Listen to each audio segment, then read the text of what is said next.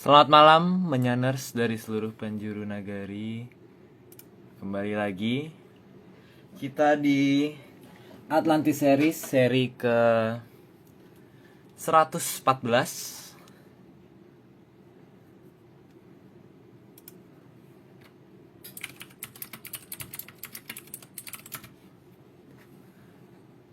Kita menunggu Mbak Vicky dan Mas Akmal.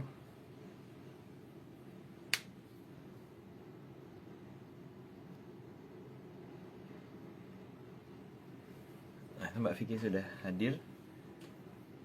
Sebentar.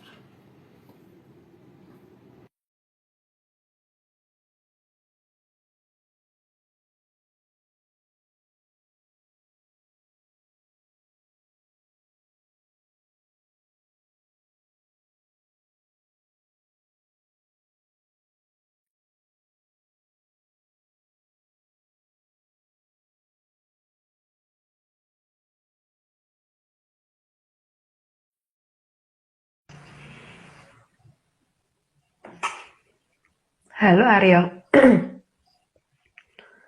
Halo Mbak E. Ini aman nggak kenapa? suaraku? Kenapa? Aman nggak suaranya? Aman nggak? Aman, aman, aman, aman. Aku yang nanya, ini suaraku aman gak ya? Aku nggak pakai ini nih. Aman. Aman ya? Mau pakai itu, efek yang itu bisa jadi gema itu. Benar Mbak, ini dari kemarin itu masih nyari ini ya, sambungannya belum nggak ketemu, ketinggalan di Bogor kayaknya. Nih kita masih nunggu Mas Akmal nih kayaknya udah ada ya. Dia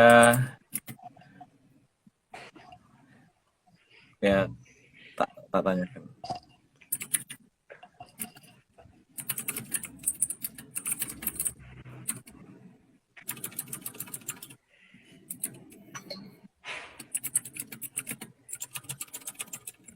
Sebentar dia minta time waktu waktu waktu tambahan Pak. Kita ngobrol-ngobrol dulu kali ya.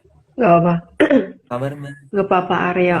Kemarin gimana itu kopdar di Bogor? Asik dong. Asik sekali. Banyak dongeng. Kamu menunjukkan apa nih Aku nggak di nunjukin sana? apa Mbak. Menunjukkan bakat Oh, apa? aku menunjukkan Nggak pusaka nunjukin palsu, bakat. Mbak. Saya menggunakan pusaka palsu. Oh Iya, gitu. betul. Ini Emang pusakanya palsu bisa bisa gimana? kalau pusaka palsu itu biasanya bisa berdiri terus goyang-goyang sendiri gitu loh, Mbak. Palsu tapi. Karena palsu ya. Kalau nggak palsu nggak bisa. Kalau asli nggak mungkin, ya Kalau kan? asli nggak. Kalau asli mah diem Kalau anteng. asli aku nggak tahu, Mbak. Nggak pernah lihat ya. Ini semua kayak Oh dongeng. gitu. Kalau nggak percaya, Gede banget, gede banget, gede banget. Ini soalnya kita baru mulai berapa lama aja, Mbak. Ini udah ada yang minta disclaimer. Jadi lu dipersiapkan dulu. Baru berapa menit loh. Eh, ada loh. Ada yang komplain ke aku, waduh aku tuh gak suka mbak sama disclaimernya gitu. Kenapa? Ada yang gak suka. Kenapa? Karena dia itu, kayak apa namanya, kan harusnya gak gitu. Orang tuh kan biasanya disclaimer itu kan yang sebenarnya gitu kan. Itu kan kok kebalikannya sih gitu loh. Kayak harusnya tuh mintanya dipercaya, kenapa ini tumben apa ada komunitas yang mintanya nggak dipercaya gitu loh Loh, kita ya. cuma dongeng, Dan Mbak. dia suruh nganggap dongeng Loh, kita gitu. cuma Iya dongeng. makanya nggak terima kalau dianggap dongeng. Ya kita apa adanya, Mbak. Ada apanya. Makanya. Sama tanggung menjawab. Mm-mm. Gimana, Mbak, posisinya di seberang sana? Di seberang mana? Di lokasi Mbak, di mana sih? Di Jogja. Apa kabar? Baik. Kamu nanyain kabarnya aku apa nanyain kabarnya orang lain? Ini Mbak, orang lain, makhluk lain. Oh iya. Iya, Emang tahu? Enggak kan? aku Kamu belum tahu kan? Emang kamu tahu? tahu Mbak. Oh Mbak, wah ini ada apa lagi? Waduh. Belum, belum. Belum. Belum tahu kamu. Heskel yang udah tahu coba tanya Heskel. Nanti deh. Kita tanyakan, Bro Haskell. Malah. Oke lah. Kita nunggu sampai 9.15 atau 9.10 ya Mbak kali ya. Baru Mm-mm. bergabung. Waduh. Mau spoiler 115, tapi hari ini masih 114 ya kan? Seru sekali. Itu lebih seru lagi kalau mengalamin ya. Oh iya benar. Ngalamin. Enggak sih, nggak connect. Enggak Mbak, ini dari kemarin tuh di kamarku emang udah seru Mbak. Jadi dari dulu sih ini kebiasaan di kamarku ini, dia kalau misalnya lampu nggak ada, semua lemari itu kebuka. Yang bingung aku. Oh, Ya nggak tahu lah, orang ada iseng kali. Mungkin hamsterku keluar dari ini, keluar gitu, nggak tahu. emang kamu pelihara hamster di dalam kamar ya? Iya. Mau lihat Mbak? Enggak. Udah banyak itu dipasti. Emang nggak bau kalau di dalam kamar? Enggak sih Mbak. Kan harus rajin Iya ya. bau sih.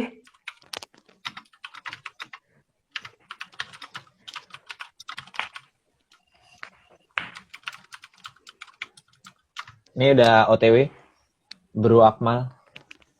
Ini aku dapat lukisan baru ya Mbak. Oke. Lukisan foto. Oh, aku pikir kotakan. Kan kotak banget tulisanmu. Ada yang nanya nih Mbak, live dari mana? Dari rumah? Enggak dari mana-mana. Dari rumah. Sama dari Itu rumah. dia. Bro Akmal. Mana dia? Bilang.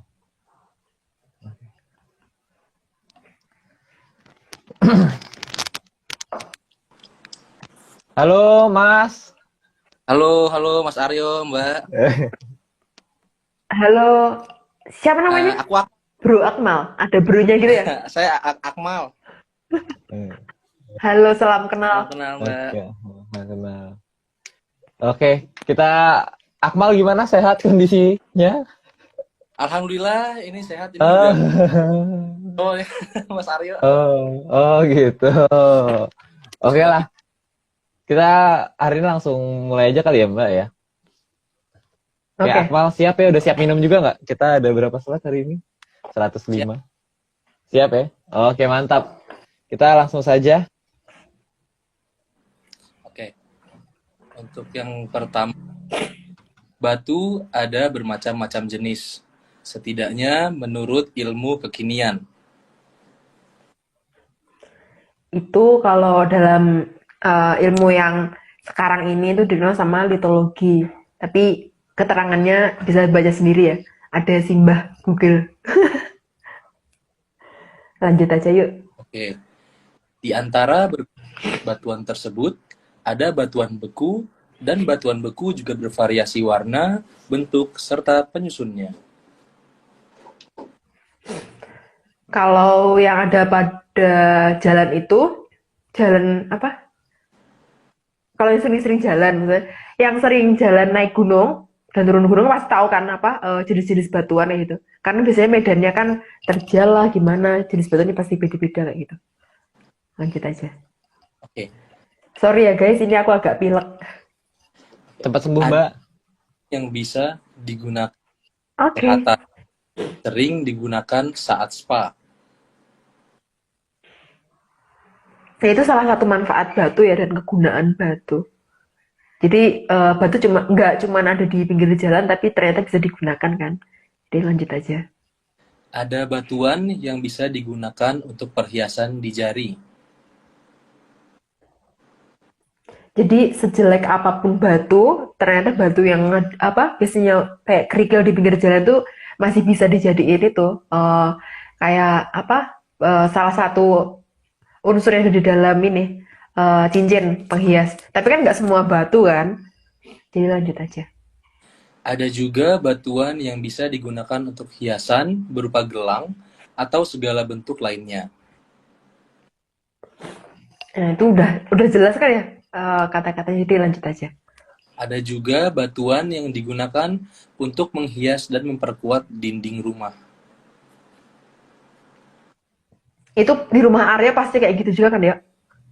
Nggak ada mbak, aku semen semua. Nggak ada. Di luar, di luar. Iya di luar iya batunya, iya di luar. Di kamar kan enggak mbak. Iya, karena rumah batu kan. Hmm. Rumah batu. Hmm. Iya. Kalau Lanjut kalau aja tadi yuk. tuh kayaknya Akmal tuh koleksi cincin akik mbak. Oh Oh ya? ya. Oh, bagus dong. Ada satu, Mbak. Bagus dong. Oh itu, kalau itu berarti satu apa one and only one dong. Itu nggak koleksi dong. Itu berarti kesayangan. Kalau satu. Lebih dari kakek. Oh, iya. Wow. Oke lah kita lanjut saja. Oke, lanjut yuk. Tekstur yang tidak teratur dari batuan justru membuatnya menjadi lebih indah. Berarti batu yang nggak tekstur yang nggak rapi aja itu masih bisa terlihat indah ya. Apalagi kalau dirapiin ya kan. Jadi lanjut aja lah. Ada lantai yang terbuat dari batu, meskipun acak dan tidak teratur, tapi tetap menarik. Tapi ada juga loh makhluk yang nggak teratur bentuknya, tapi itu bisa digunakan untuk menyangga manusia dari bawah. Jadi makhluk apa itu? Lanjut aja. Bukan berarti kalau batu itu teratur tidak menarik, karena batu yang diatur dengan rapi juga menarik. Apalagi ini kalau misalnya digabungin dihubungin ke makhluk yang barusan aku sebutin tadi ya, apalagi makhluk yang nggak teratur menjadi teratur itu namanya Hamayu Hayuning Bawana. Jadi Hamayu Hayuning Bawana itu kita itu bisa mengatur di atas, di samping, di bawah itu tadi si makhluk itu tadi untuk jadi keindahan seperti kayak batu itu kan bisa ditaruh di samping, terus di bawah, ditaruh di cincin kan itu hitungan di atas kan. Itu tergantung kita ngaturnya gimana. Gitu. Jadi next aja. Bahkan selama batu tidak dirusak, maka batu akan bertahan lama, sehingga banyak yang menggunakan batu sebagai patung. Ya itu merupakan bentuk gubahan atau perubahan wujud dari sesuatu bentuk yang enggak berbentuk menjadi wujud yang jelas, misalnya berbentuk kayak gitu. Itu kan salah satu fungsi dari Hamayu Hayuning Bawono. Ya, lanjut aja. Ada yang digunakan untuk prasasti sebagai penanda suatu kejadian setelah waktu yang sangat lama. Begitu juga ada makhluk yang tidak mempunyai bentuk yang jelas, tapi bisa digunakan untuk menyimpan suatu cerita di masa lalu ataupun masa sekarang dan bisa bercerita. Jadi apakah itu? Jadi next saja. Batu juga digunakan untuk menunjukkan kehebatan peradaban di masa lalu. Itu penjelasannya sama seperti yang sebelumnya ya. Jadi next aja. Bahkan batu juga bisa digunakan untuk membingungkan agar seolah-olah peradaban pernah ada di sana. Jadi sesuatu yang tidak berbentuk juga bisa dijadikan kamuflase atau decoy. Jadi silakan yang menganggap itu asli. Next saja.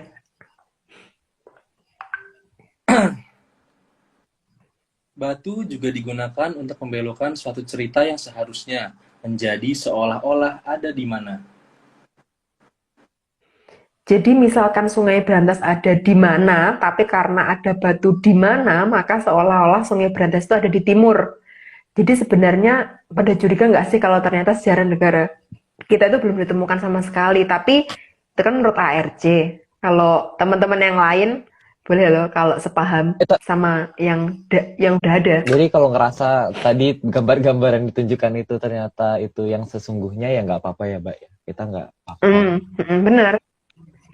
Jangan sampai percaya sama kita lah intinya, karena ini cuma dongeng. Iya, kan? Nanti disclaimer nanti Mbak, slide 20-an itu karena masih banyak yang harus di disclaimer kan. Oke. Siap. Lanjut ya Mbak. Oke. Jadi, batu sangat tepat untuk pengalih perhatian dan susah dibaca oleh orang yang berpatokan pada pola pikir barat. Makanya sampai sekarang kan nggak bakal bisa ketemu kalau pakai pola pikir barat untuk mencari di mana sih letak sebenarnya Sungai Brantas itu. Ya, udahlah. Next aja. Batu juga bisa digunakan untuk menyembunyikan suatu sandi dan disembunyikan dalam waktu yang sangat lama. Kurang lama apa coba sampai sekarang Sungai Brantas, kerajaan-kerajaan yang ada di sekitar itu Sungai Brantas juga nggak bisa ditemukan kan sampai detik ini. Jadi ya kurang seberapa lama lagi. Semoga sih nggak lama terus ini ya bisa publikasi ya. Karena ya lucu sih Mbak, karena bahkan penamaannya aja sampai bergeser gitu loh dari Mm-mm. Sandi jadi apa sih sekarang nyebutnya apa itu yang pakai C itu nggak tahu deh apa itu loh Candy. dari Sandi kok jadi Shandi jadi apa itu kan nggak tahu. Jadi Candy Oh jadi ya. Candy, ya, jadi Permen. Candy ya. Mm-mm. Itu bingung tuh sebenarnya tuh lucu ya pergeserannya itu Lucu. halus. Oke kita lanjut aja. Oke. Sandi bisa disembunyikan di batu yang teratur, megah, dan besar dalam berbagai sandi yang susah diduga. Karena untuk menebak itu tuh harus menggunakan pola pikirnya leluhur, bukan pola pikir filsafat dan pelacakan sejarah yang nggak berdasarkan menyan gitu loh. Jadi yang bisa dipakai itu hanya pakai cara-cara menyan. Tapi kan ini tim ARC kan yang kayak gitu. Jadi silahkan percaya yang ada di luar. Jangan percaya kita. Karena ini cuma dongeng. Ya lanjut ya. Ada juga batu yang disebut sederhana, tapi jelas apa maksudnya. Tapi sejelas apapun kalau dipikir menggunakan filsafat maka nggak akan jelas. Tapi itu siapa ya yang di situ tuh penampakan apa Itu tuh? artis Mbak, artis itu, artis hebat itu lihat tuh. Gantengnya Pol itu Mbak.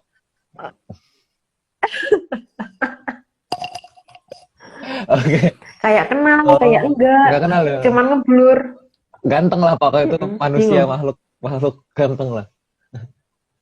Oke kita lanjut. Ningkatin mutu sendiri terus ya. Iya kita lanjut.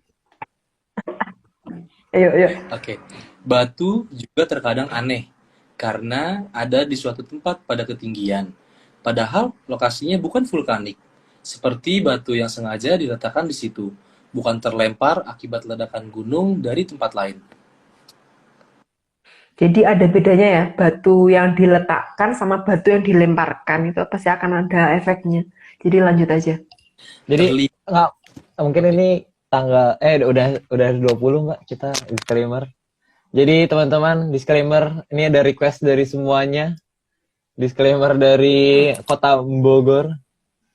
Silahkan ya. Sebentar. Suaranya masuk nggak ya kira-kira? Coba. Ini semua masuk kayak data tadi. Suaraku gede banget. Masuk. Gede banget. Tahu. Cuma dongeng kalau nggak percaya. Ini semua cuma dongeng. Kalau nggak percaya ya nggak apa-apa. Tapi kalau mau percaya ya.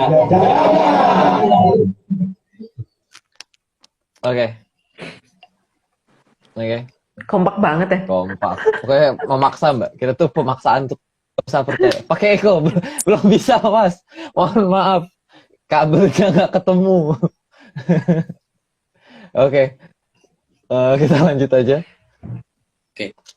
terlihat sangat membingungkan, karena berada di ketinggian yang susah untuk meletakkannya di sana. Jadi yang bisa meletakkan pasti peradaban yang sangat tinggi ya. Karena kalau dilemparkan akan merusak ya kan. Tapi kalau diletakkan kan enggak. Jadi batu yang sederhana sekalipun itu sebenarnya bisa menunjukkan keberadaan jejak peradaban yang sangat maju. Cuman kan sekarang itu segala sesuatu hal itu dianggap alami gitu loh. Tapi ya udahlah. Biarkan yang menganggap Mungkin alami. Kit Akmal dan teman-teman dari Puskara bisa kita kalau mau keliling-keliling nyari batu yang ditaruh, mantap kita. Boleh. Mantap. Idekan ke ketuanya ya. Silakan. Oke, lanjut. Jadi, sangatlah berbeda antara batu yang diletakkan di suatu tempat dengan sengaja atau dilemparkan dengan sengaja. Jadi kalau dilemparkan kan pasti akan ada malapetakannya ya. Tapi kalau misal cuma ditaruh kan nggak bakal ngefek di sekelilingnya. Kayak itu apa orang lagi anak kecil lagi main, kalau di Jawa itu namanya pelintengan ya, nggak tahu kalau misalnya di Jakarta apa. Itu kan kalau dilempar kan pasti yang kena kan pasti itu kan kayak kena goncangan gitu kan. Tapi kan kalau misal di batu ditaruh kayak kita naruh gelas kan itu nggak bakalan getar atau gimana kan. Jadi efeknya itu sangat minim gitu loh kalau diletakkan. Jadi next, yuk. Karena batu yang dilempar dengan sengaja akan menimbulkan jejak yang merusak pada tempat yang terkena batu tersebut. Jadi beda ya diletakkan sama dilempar karena kalau yang meletakkan itu sama yang melempar itu tergantung emosinya itu lagi kayak gimana gitu loh. Kalau lagi jengkel ya dilempar, kalau lagi santai-santai aja gitu berarti diletakkan aja gitu. Jadi itu sesuai dengan emosi yang itu yang naruh, ditaruh atau dilempar ya. Lanjut aja. Pola batu yang dilempar akan sangat berbeda dengan batu yang diletakkan dengan sengaja. Karena itu lagi-lagi tergantung sama emosi yang meletakkan tadi ya. Kalau sedang marah ya pasti akan itu loh, akan menimbulkan efek yang lumayan besar lah kayak gitu. Lanjut aja. Jadi, batu yang dilempar itu pasti ada unsur kemarahan dari yang melempar. Itu biasanya akan ada sesuatu hal yang akan terjadi di masa depan, sehingga mengapa daerah tersebut harus dilempar. Berarti ada sesuatu yang ditandain di suatu wilayah itu yang akan menjadi sumber malapetaka di belakang hari. Jadi di manakah itu? Kayaknya nggak di sini. Di negeri mana nggak tahu. Itu Mbak, pokoknya. Lanjut aja. Itu pokoknya. Oke, lanjut. Namun, lemparan yang sangat besar seperti ini tidak akan pernah terjadi, karena di bumi ada dangkal. Jadi bisa diperhatikan ya bahwa cerita kepunahan dinosaurus itu mungkin sangat mengada-ada kalau asteroid yang menghantam bumi karena nggak mungkin asteroid itu bisa melewati batasnya. Ada dua sangyang yang itu yang menjaga gitu. Jadi tapi kalau memang percaya sama itu ya monggo, sangat dianjurkan untuk percaya sama yang ada di luar. Yuk lanjut aja yuk. Karena semua batu sudah diatur oleh Sang Maha Prabu Watu Gunung di masa beliau sedang menjadi Sang Guru Hyang. Jadi batu itu udah diatur di banyak tempat. Ada batu yang ditaruh di antara kaki kayangan Tejomoyo dan kaki kayangan Pangluwung. Ada juga yang di luar batas kaki kayangan Samudraloyo dan yang ukurannya besar dibentuk menjadi jagat wilangan.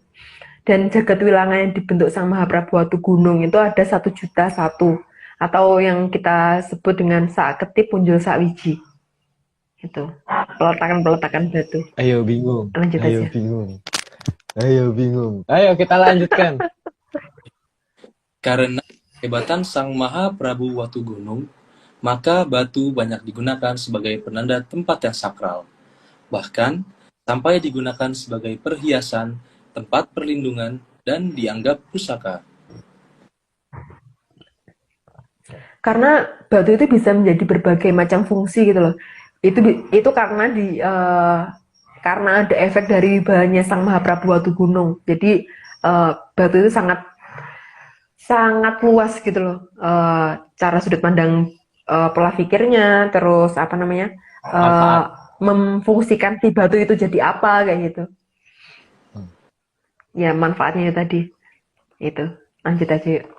Beberapa danghyang menggunakan batu sebagai penanda tempat turunnya danghyang, juga sebagai tanda hormat ke Sang Maha Prabu Watu Gunung. Itu berarti batu besar bisa digunakan sebagai tempat berlindung, asal dangengnya itu nggak diusir-usir. Cuman kan sekarang kan kayaknya udah nggak ada ya. Jadi nggak tahu lah, lanjut aja. Penanda tersebut ada yang berupa batu besar saja, tanpa dibentuk, tapi ada unsur angkernya di sana.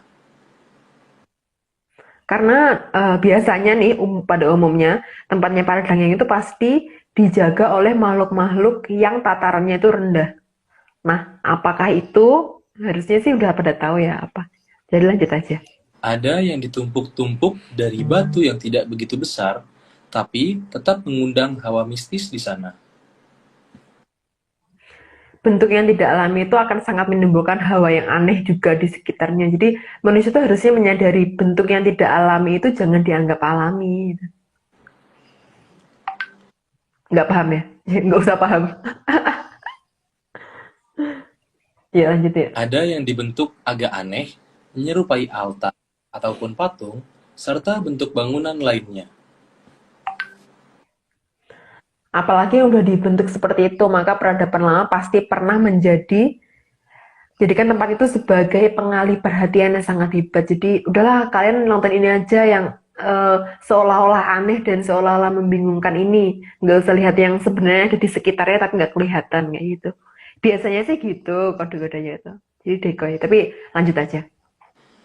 Banyak juga yang diletakkan sampai tidak masuk logika. Dari mana datangnya batu tersebut? Ya, benda-benda itu tuh sangat layak dicurigai ya sebenarnya. Karena itu tujuan tuh untuk mengalihkan perhatian agar kita tuh nggak ngeh sama apa yang ada di sekitarnya, tapi malah cuman fokus sama si batu itu tadi. Tapi lagi-lagi itu teorinya dari Atlantis series ya. Jadi pasti akan berbeda banget sama di luar. Jadi jangan percaya sekali Ini lagi. kalau kata Mas Windy Kusuma Yuda nih alamiah nih ye, gitu ya Mbak ya. Bener. Oke Iya, loh, betul. benar-benar. Oke. Kita lanjut. Ada yang dibentuk cukup unik dan seolah-olah alamiah.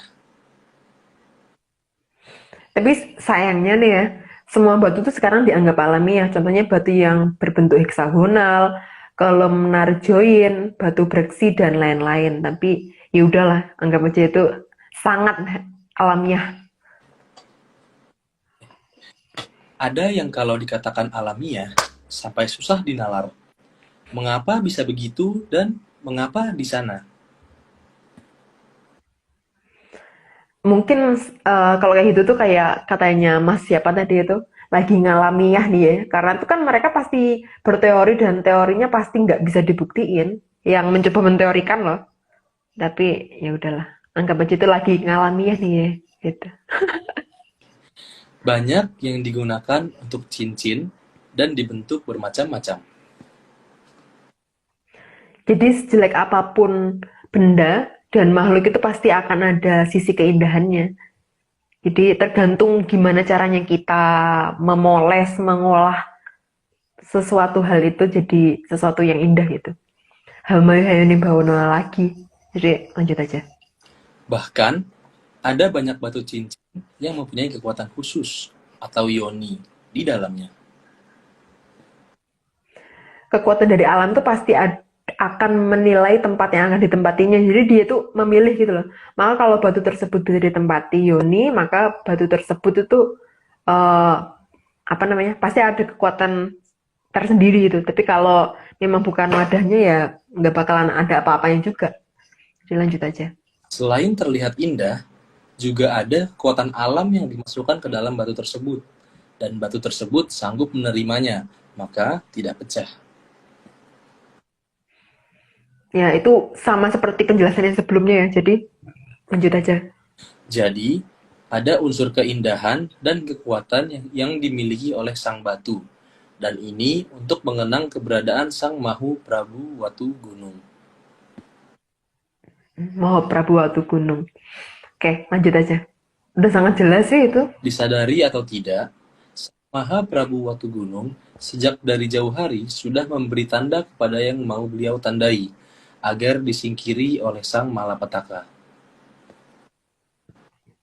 Jadi artinya itu batu yang ditandai beliau itu bisa digunakan untuk menyingkirkan dari mara bahaya. Tapi tidak semua batu yang ditandai beliau ya. Jadi nggak semua batu yang ada di alam ini ditandai. Maka kita tuh harus teliti dan mencari batu mana sih yang ditandai sama beliau kayak gitu. Lanjut Dari aja. sang guru Hyang pasti ada pakemnya, tapi pakem tersebut sudah hilang.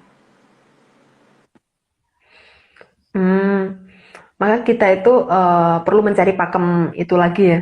Tapi ARC itu tidak berwenang untuk menjelaskan pakemnya itu gimana sih kayak gitu.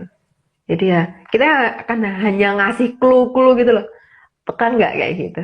Lanjut aja. Jangan peka, Mbak. Nggak boleh. Nah itu Nggak boleh makanya peka. peka nggak, jadi Oke, kita lanjut. Tapi, pakem bahwa cincin batu bisa memberi kekuatan pemiliknya tidak mudah dihilangkan sampai saat ini. Makanya kayak Mas Akmal kan juga masih itu kan suka sama itu tadi cincin ake. Jadi ternyata tuh masih gitu loh. Meskipun apa udah perubahan zamannya nggak melenceng sih, segini jauhnya gitu. Ternyata tuh masih ada peninggalan-peninggalannya yang bisa untuk kenapa ya kok ternyata sampai sekarang masih populer gitu. Sebenarnya itu harus curiga. Cuman kan orang kan berpikir kalau itu ya cuma tren aja gitu. Jadi lanjut aja lah. Dan keberadaan watu hitam sangat mencurigakan, menjadi dasar dari pakem cincin batu. Ya karena Mahaprabu Watu Gunung itu pasti akan mencari bentuk paling sederhana yang bisa dijangkau dan dimiliki oleh mayoritas orang. Jadi nggak akan kayak harus batu yang mahal banget atau kayak gimana. Tapi penjelasannya ada di setelahnya kayaknya. Ya, Mbak, baru mau nunjukin ini ternyata salah warna. Harus dicat lagi. Harus dicat itu kayaknya. Salah warna ternyata ya. Di film hitam, benar-benar. Gak jadi. Oke, lanjut. Kalau kamu itu aja ya, apa cincinnya itu yang apa matanya itu kan itu bulat ya. Kamu yang kotak gitu loh ya. Nggak mau, Mbak. Nggak mau, Mbak. Lanjut.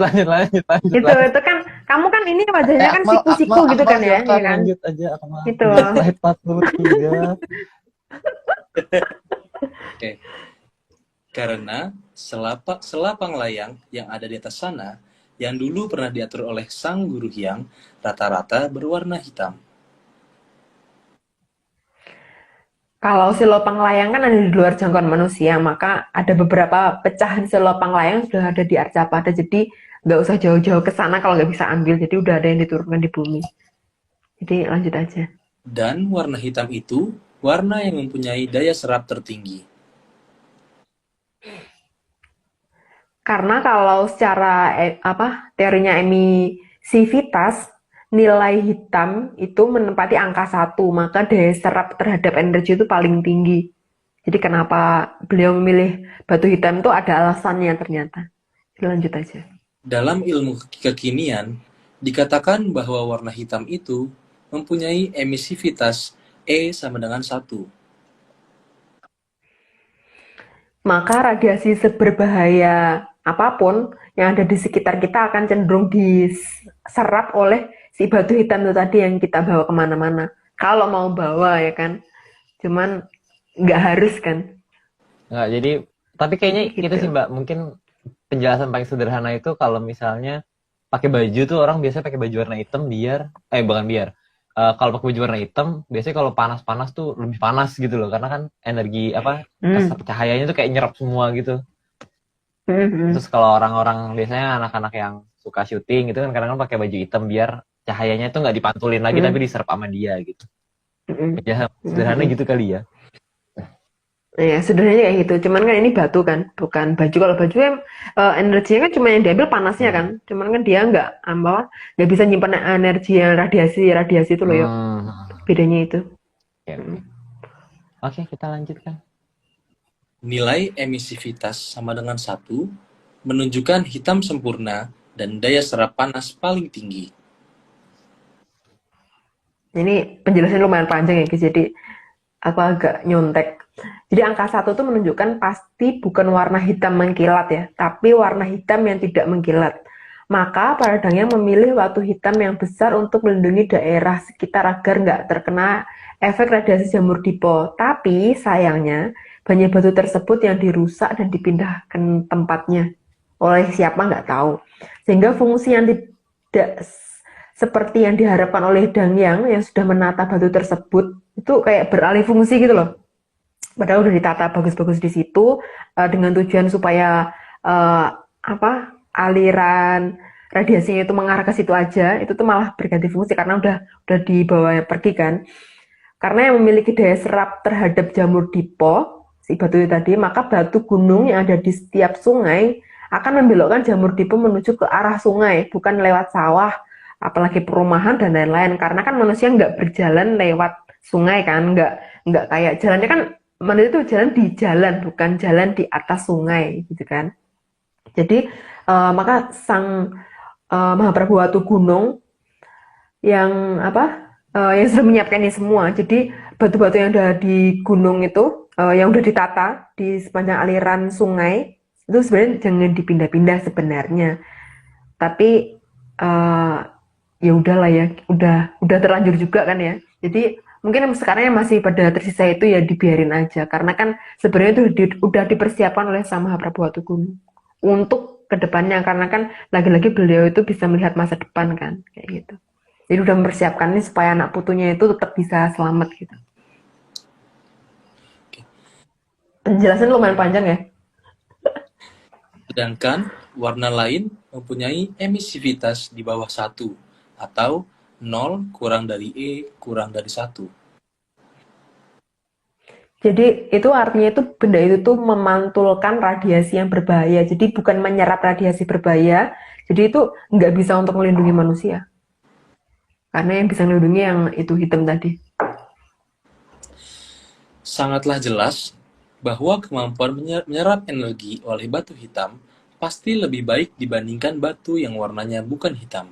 Sehingga jumlah kekuatan alam yang bisa diterima pun akan lebih besar.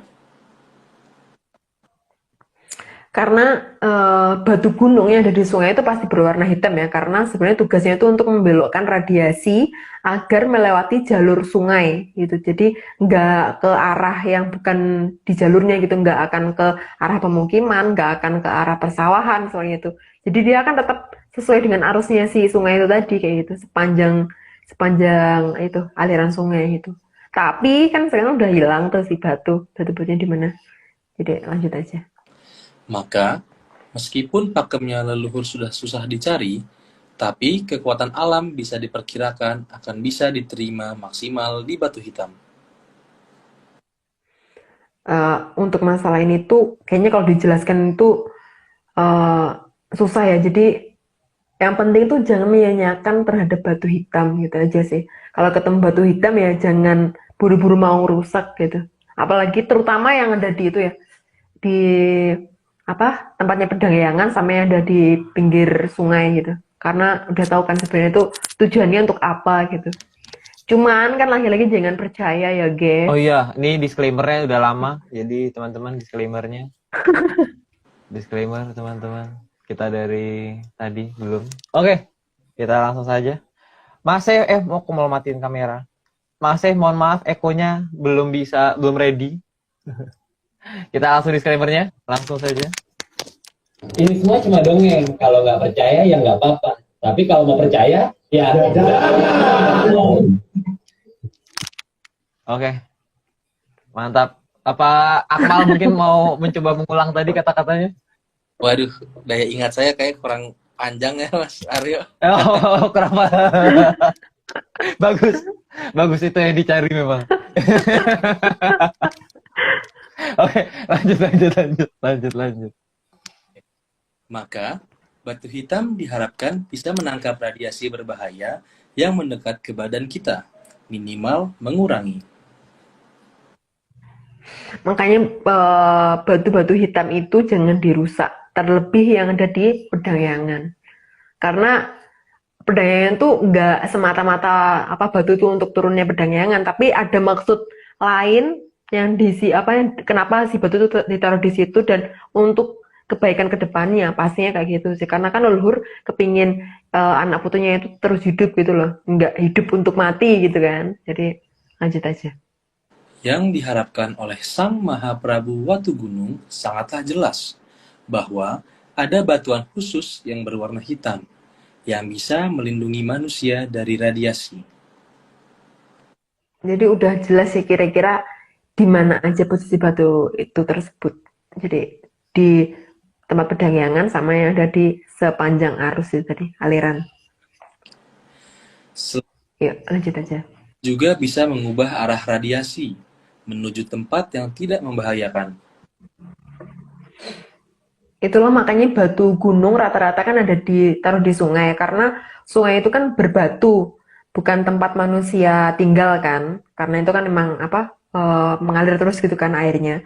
Bahkan ada tradisi bakar batu, itu adalah tanda perdamaian. Maka simbol tersebut jelas bahwa batu sanggup menyerap sesuatu yang sangat panas supaya manusia itu bisa hidup dengan damai. Sampai ada itu loh tradisi bakar batu. Tapi itu di mana? Nggak tahu ya aku. Jadi jangan tanya ke aku ya guys. Ini. Pola pembelokan dan pembuangan radiasi ke tempat yang tidak terdefinisi. Namun, jelas bahwa warna hitam bisa menyerap energi panas paling maksimal.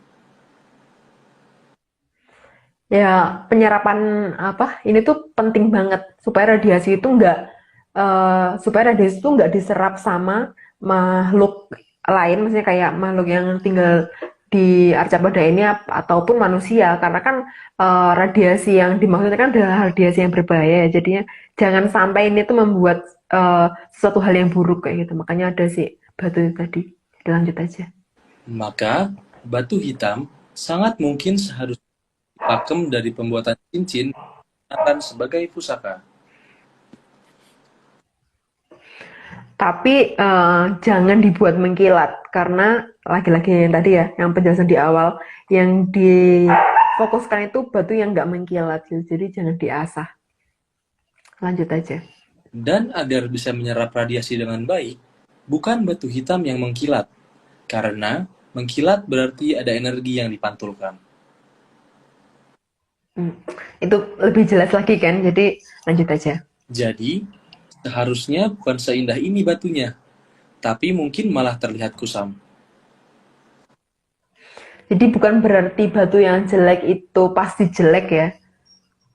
Belum tentu, itu kan tergantung sudut pandang dan gimana cara kita tuh memberikan sentuhan dari kitanya supaya si batu itu nggak kelihatan kayak kayak biasa aja gitu loh. Jadi lanjut aja deh. Seharusnya, batu tersebut tidak mengkilat dan mempunyai bentuk yang tidak teratur. Sekali lagi ya, jangan diasah ya guys. Tapi kan itu guysnya itu untuk kita ya, yuk. Bukan untuk yang di Jangan luar. disuruh, Mbak. Karena Kita, kan kita ini cuma kasih tahu nih.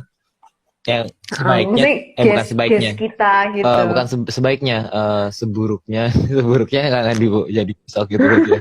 Nggak, karena nggak sebaiknya Mbak.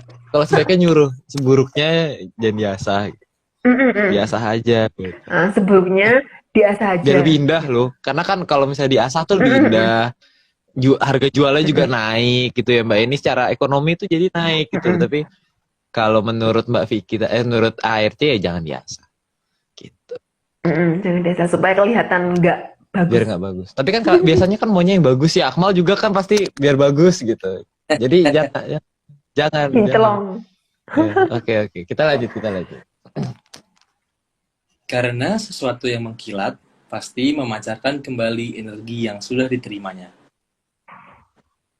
Itu harusnya udah pasti paham ya. Penjelasannya itu sama seperti yang sebelum-sebelumnya.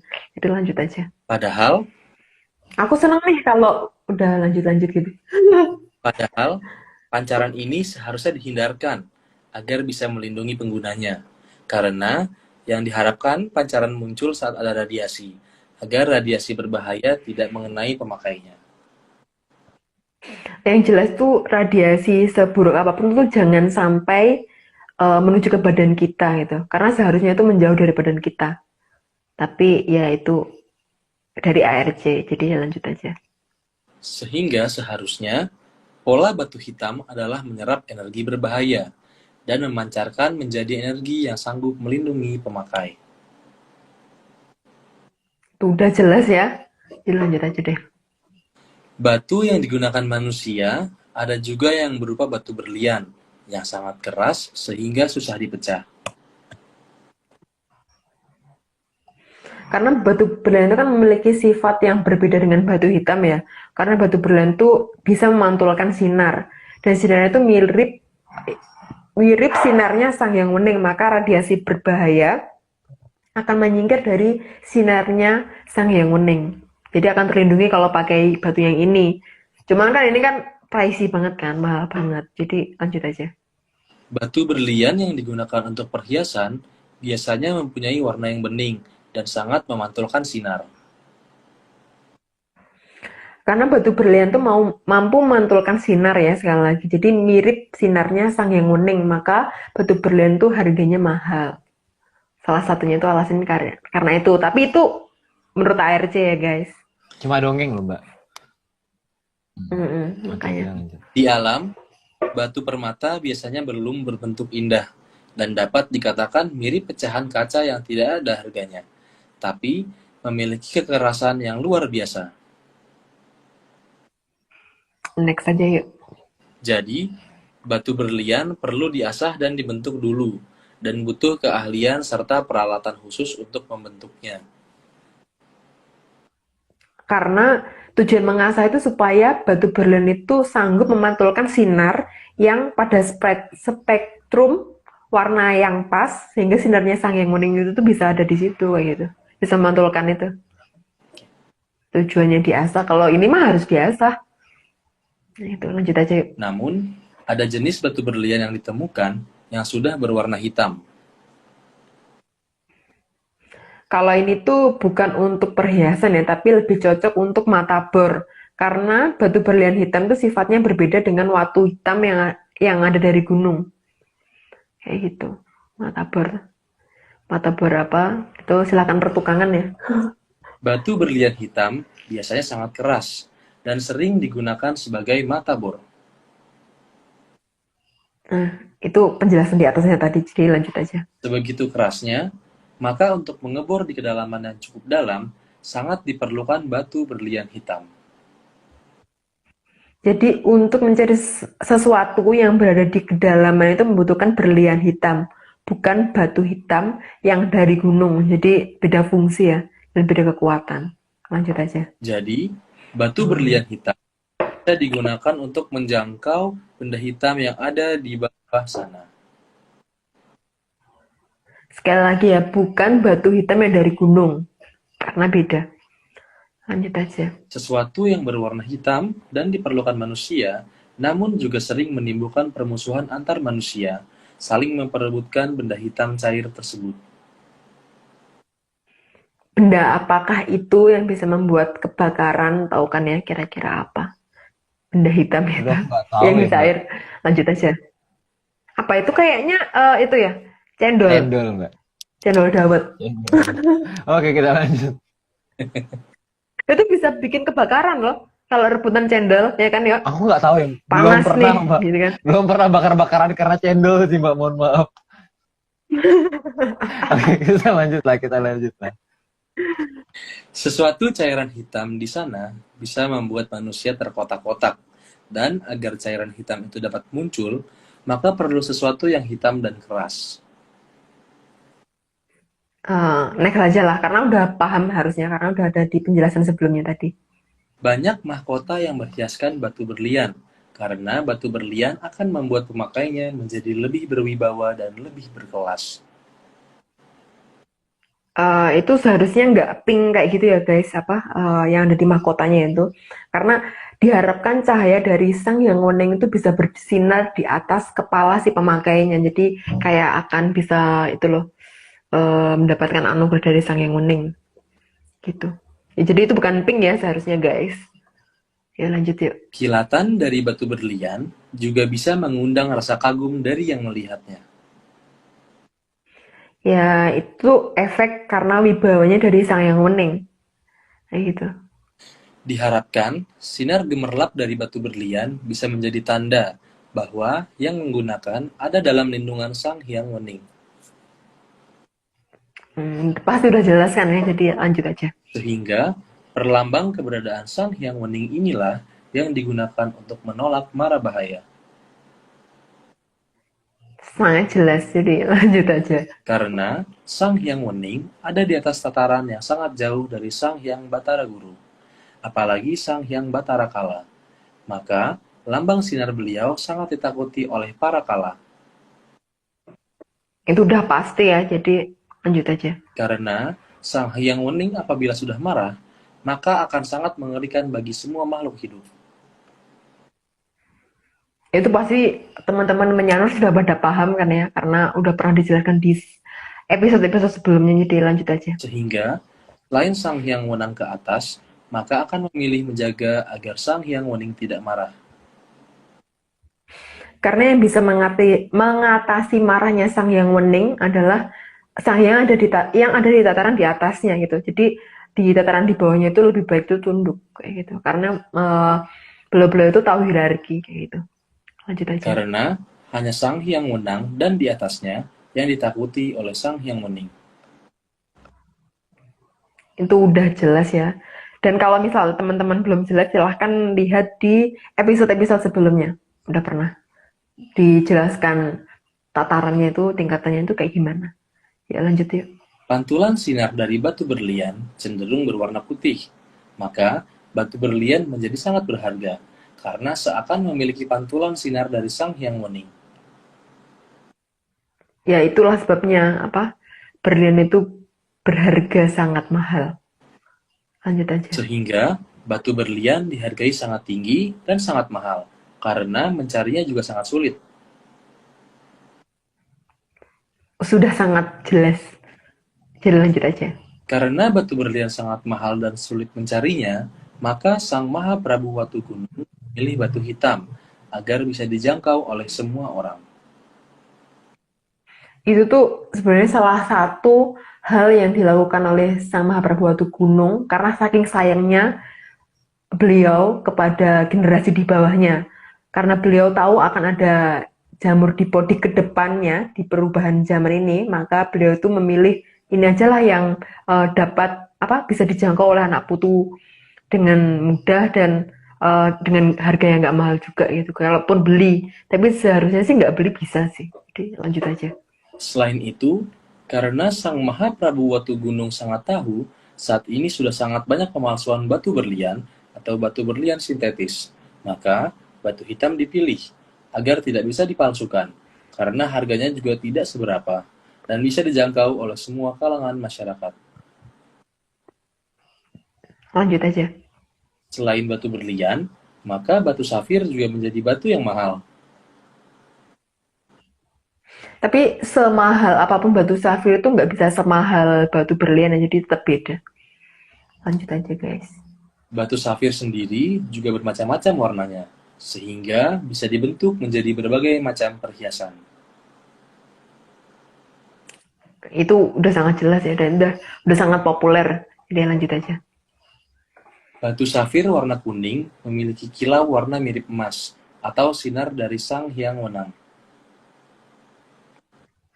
Yang kuning itu yang dari Sang Hyang Wenang ya. Jadi beda ya sama yang tadi. Sang Hyang Wening sama Sang Hyang Wenang itu beda. Jadi next aja. Sehingga cahaya yang dihasilkan juga bisa membuat para kala agak terkejut, apalagi jika ada yoni yang didatangkan dari kadewatan. Karena sama sih sebenarnya, karena ada cahaya dari Sang Hyang Wenang, ya kan, Sang Hyang Wenang yang di situ, maka bisa digunakan untuk menjauhkan dari petaka mara bahaya kayak gitu kan. Itu yang dibawa oleh para kolo, termasuk jamur dipo itu kan juga hasil karya dari para kolo kan. Jadi asal warnanya kuning yang bener ya, kuning yang bener itu kan, kuning sekarang banyak banget ya. Semoga nggak salah pilih warna kuningnya. Jadi lanjut aja. Sedangkan batu safir yang berwarna biru menghasilkan kilauan yang sangat disukai oleh Sang Hyang Batari Maharani. Sangat disukai sih. Jadi kalau misal ada menyaners yang baru menyimak siapa sih Sang Hyang Batari Maharani itu, silakan disimak ya. Di episode sebelumnya sudah pernah ada. Lanjut aja. Karena Sang Hyang Batari Maharani juga ada di atas Sang Hyang Batara Guru, apalagi Sang Batara Kala. Maka cahayanya juga ditakuti oleh para kala, apalagi jika ada yoni dari kadewatan. Jelas ya, karena Sang Batari Maharani itu kan ada di atasnya jauh ya tingkatannya itu, jadi pasti akan ditakuti sih karena wibawanya beliau. Jadi lanjut aja. Semua jenis batu safir yang ada pada dasarnya mengikuti pola sinar yang ada di kadewatan. Tapi nggak semua jenis batu safir dan nggak semua warna ya, karena yang terpenting itu adalah warna kuning dan biru kalau di batu safir. Beda dengan batu berlian tadi, yang batu berlian itu yang kayak kristal tadi loh, yang bening gitu. Jadi nggak berwarna. Kalau yang berlian. Kalau safir yang biru sama kuning. Jadi kalau misalnya ada ungu, pink, orange, Tosca, warna-warna yang lainnya itu bukan prioritas. Gitu. Tapi Mbak, Lanjut aja. ini semua cuma dongengnya para pemirsa. Iya. Ini semua cuma dongeng, jadi Kan aku tuh audiensnya cuma kamu. oh iya, audiensnya Yo, cuma aku kalian ya. berdua audiensnya. Akmal. Jadi Akmal mau nyoba kan, Mal? Disclaimer, Mal. Waduh, coba di Coba, Mal. belum Coba ya. Jadi ini semua cuma dongeng. Kalau nggak percaya nggak apa-apa. Kalau percaya jangan. Oke, Gitu. coba ya. Coba, Mal. Coba, Mal. Ini semua cuma Ini ada yang tanya. Sorry. Ini semua cuma dongeng. Kalau nggak percaya nggak apa-apa. Tapi kalau percaya jangan. Mantap. Oke loh. Mantap. Kayak iklan. Iklan. Aku mau baca nih. Di komen berlian buatan produk dari Cina apa berhasiat juga. Nah, masalahnya itu biasanya kan berlian plastik ya guys itu. Aku nggak tahu. Aku Iya kan? nggak ikutan. Aku Plastik. bukan orang yang sering beli batu, jadi nggak ngerti. Itu kan ada kan yang imitasi. Oh iya, aku kemarin, iya sih, yang gitu loh dari kemarin plastik. baru beli sih. Ya. Kayaknya. Oke, kelas kita lanjutkan.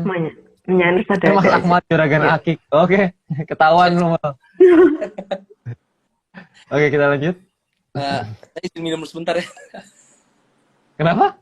Oh iya, silakan. Boleh. silakan. Monggo. Lumayan agak seret. Oh iya.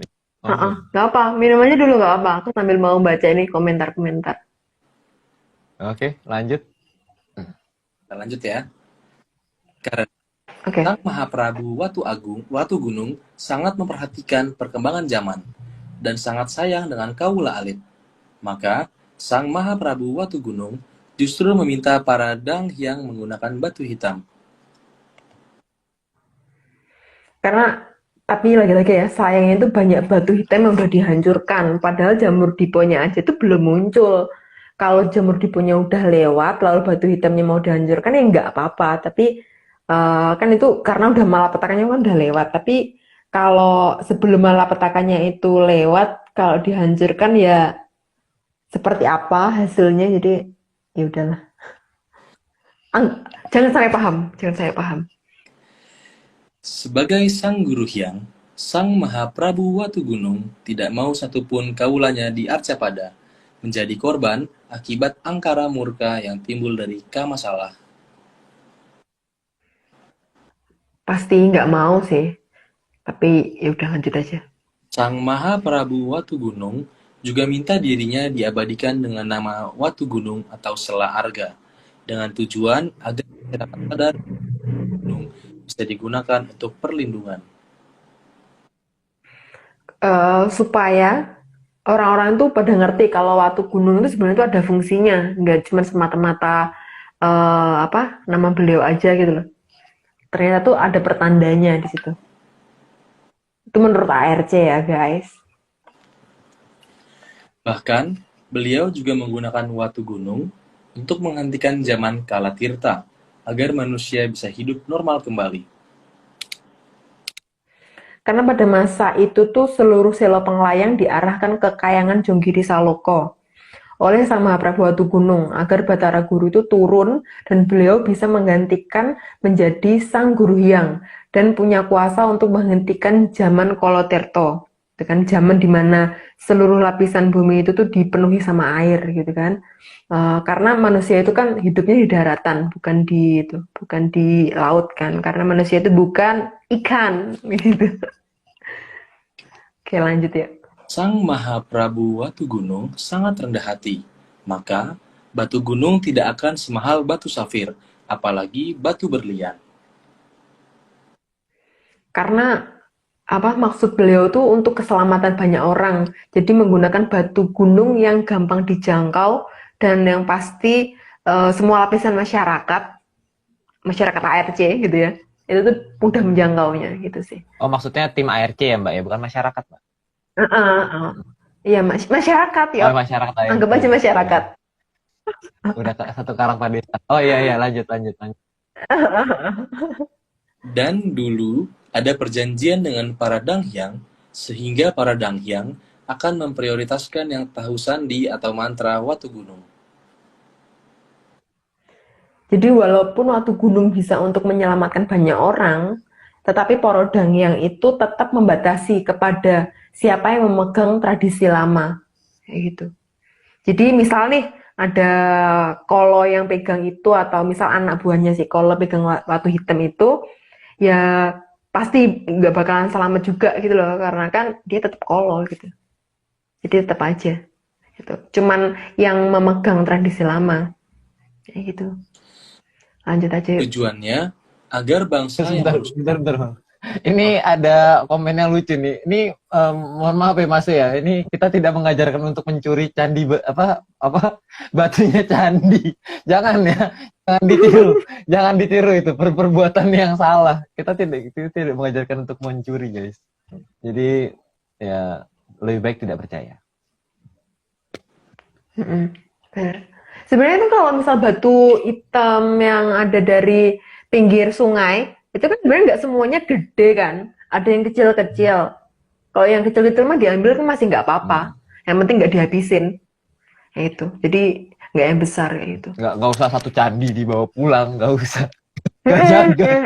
Malah nanti itu nanti kita dikira ngajarin bawa batu candi. Repot itu. Enggak lah. Enggak segitunya. Masuk Enggak. berita lucu Enggak gitu. itu. Intinya jangan percaya. Intinya jangan percaya. Nanti itu apa hotline-nya tuh kayak gini. Diketemukan menyanars gitu, mempercayai batu hitam berkhasiat seperti ini, makanya seluruh batu candi yang ada di sini hilang gitu. Waduh, Bahaya udah. kita ada yang kena. Itu udah. Makanya Untung nggak percaya kan. Itu kan ini nggak untuk dipercaya. makanya tadi gimana Mal? Kata-katanya Mal? Ini semua cuma dongeng. Ini semua cuma dongeng. Nggak percaya nggak apa-apa. Kalau percaya jangan. Mantap. Larangan adalah perintah, ngaco ini Mas. Jangan Mas. Jangan mencuri. Tidak baik. Oke, kita lanjut. Jangan Nggak melanggar boleh. aturan negara lah. Iya. Benar. Kita sangat tertib. Oh ya, nomor berapa sih sekarang? 96.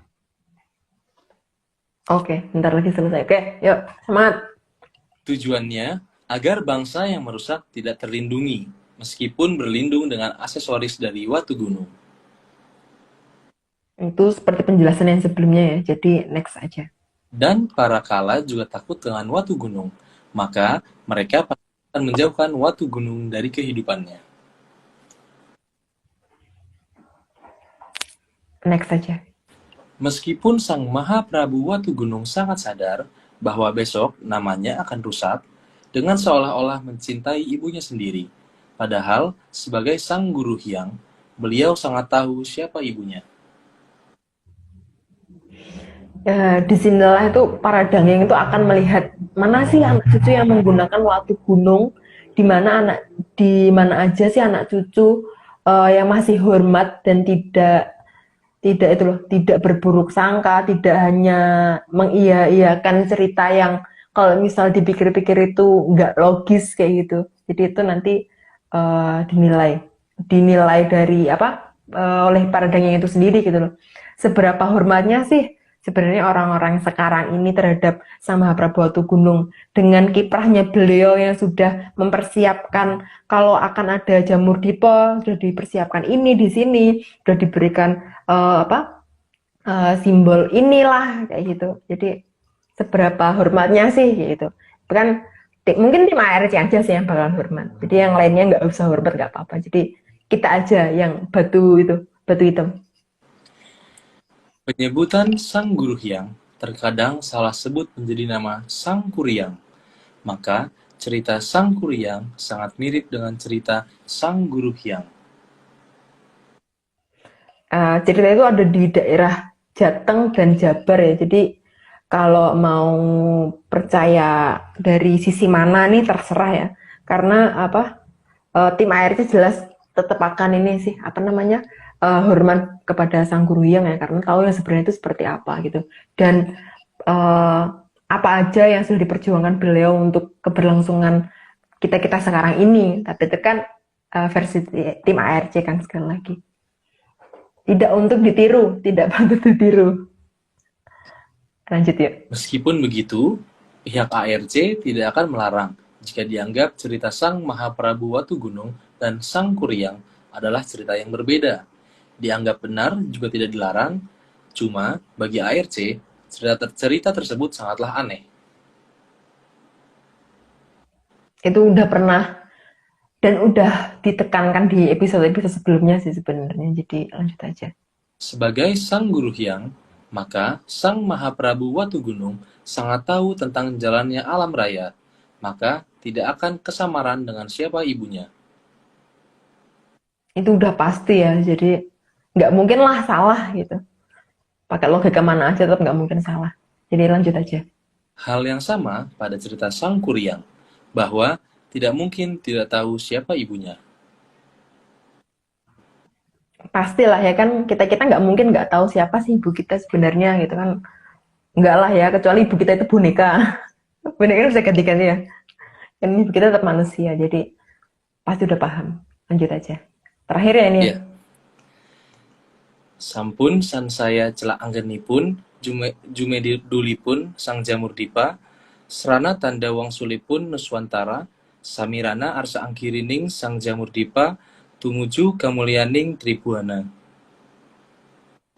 Oke. Ya, akhirnya selesai sudah. Tapi sebenarnya itu aku ada tambahan ya. Aku tadi tuh bikin itu note. Nah, ini. Jadi para pakar fisika, geologi dan para pakar apa aja deh boleh menolak cerita ini. Tapi kita bisa buktikan nanti pada saat jamur dipo muncul ya. Dan jangan dipercaya juga cerita ini. Jadi kita memberikan opini seperti ini, tapi endingnya kita jangan percaya gitu. Karena ini hanya sekedar dongeng. Ya masalahnya gimana ya Mbak? Dongeng itu kan terserah yang buat cerita ya. Kalau diprotes kan ya lucu ya, kalau diprotes ya lucu juga gitu loh. Masuk majalah apa ya? Majalah Bobo. Kita selalu contohnya majalah Bobo. Majalah Bobo kok diprotes. Keren nih. Aneh aja gitu. Ngapain? Karena kan ini cuma dongeng gitu. Cuma dongeng kok. Tapi ini ada lagi sih catatan-catatan ya guys. Ada juga tambahan. Yang pertama, Atlantis tidak pernah bermusuhan, apalagi perang dengan Medang Kamurian atau Lemurian. Jadi kalau ada yang berteori mereka pernah berperang, silahkan berhadapan langsung dengan Atlantis dan Medang Kamurian dan tanggung sendiri resikonya. Yang kedua, Atlantis tidak pernah berada di Laut Utara Jawa. Jadi kalau ada yang berteori mereka pernah ada di sana, misalnya ada di Laut Utara Jawa itu, silahkan berhadapan langsung, bertanggung jawab langsung dengan Atlantis dan Medang Kamurian. Sorry, Atlantis ya, di sana. Karena kan sebenarnya itu kayak penghinaan gitu loh, karena Atlantis kan sebenarnya luas dan segede itu yang kita lihat kapan hari itu ya, di pantai selatan. Nggak mungkin ada yang ada di foto. Yang nggak bisa ketangkap kamera. Iya. Atlantis kan? Nah, itu. Jadi tuh hitungannya itu kayak penghinaan karena harusnya nggak sekecil itu gitu loh. Terus yang ketiga, Atlantis, Mojopahit, dan Lemurian tidak pernah membangun Gunung Padang ataupun isinya di dalam Gunung Padang kan sekarang kayak lagi digonjang-ganjingkan kan kayak Gunung Padang itu ada isinya gini itu. Gitu. Jadi kalau ada yang berteori seperti itu, silahkan ini berhadapan langsung dengan Atlantis dan Medang Kamurian dan tanggung sendiri resiko-resikonya. Terus catatan lagi, ini tuh bukan ancaman, sekali lagi bukan ancaman karena sudah ada peringatan. Dan kami hanya menyampaikan peringatan, tapi hanya untuk menunjukkan siapa yang ngerti dan pura-pura ngerti tapi sebenarnya itu nggak ngerti. Kita lihat kondisi kedepannya itu kayak gimana, karena ketiga kerajaan itu pasti akan bertindak. Jadi tunggu saja guys. Kayak gitu. Ini cuma tapi ada disclaimer-nya gimana? Tadi semua ini cuma dongeng. Jadi termasuk tadi peringatan itu juga cuma dongeng guys. Jadi itu peringatan tuh hanya untuk di negeri dongeng. Enggak, jadi emang kita bikin dongeng itu kan ceritanya biar kita mau bikin world building gitu. Jadi emang ya emang gitulah. Pokoknya gitulah. Jadi jangan dipercaya lah intinya. Oke. Itu aja sih. Oke. Jadi ini disclaimer terakhir, disclaimer agak seriusnya.